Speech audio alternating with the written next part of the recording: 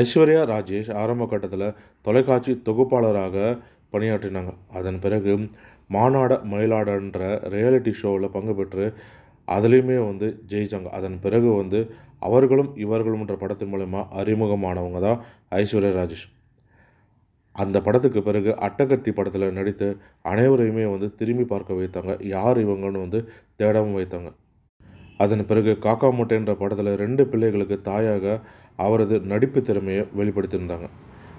அந்த படத்துக்கு பிறகு வடச்சென்னை படத்தில் தனுஷுக்கு ஜோடியாக நடித்த பிறகு டாப் ஹீரோயின் லிஸ்ட்லேயுமே இடம் பிடித்தார். தற்போது கதைக்களத்தை கவனமாக தேர்வு செய்யும் இவர் தமிழில் மட்டும் இல்லாமல் தெலுங்கு, மலையாளம், ஹிந்தின்னு பல மொழிகள்லையுமே பிஸியாக நடித்துட்டு வராரு. இந்த நிலையில் தான் இவர் சமீபத்தில் அளித்த பேட்டி ஒன்றில் வடச்சென்னை படத்துக்கு பிறகு பல முறை தனுஷிடம் வடச்சென்னை படத்தை தவிர வேறு எந்த படத்துலையுமே என்னை நடிக்க வைக்கலையே, ஏன் நான் என்ன அப்படி மோசமாக நடிக்கையா அப்படின்னு தனுஷிடம் கேட்டிருக்காராங்க.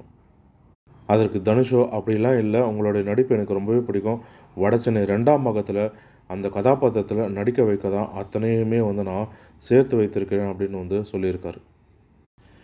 இதன் மூலயமா ஐஸ்வர்யா ராஜேஷோ வெற்றிமாறன் வடச்சென்னை 2ஆம் பாகம் கூடிய விரைவிலேயே எடுப்பார். அந்த படத்தில் கண்டிப்பாக நான் இருப்பேன் அப்படின்ற நம்பிக்கையுமே கொடுத்துருக்காரு ஐஸ்வர்யா ராஜேஷ்.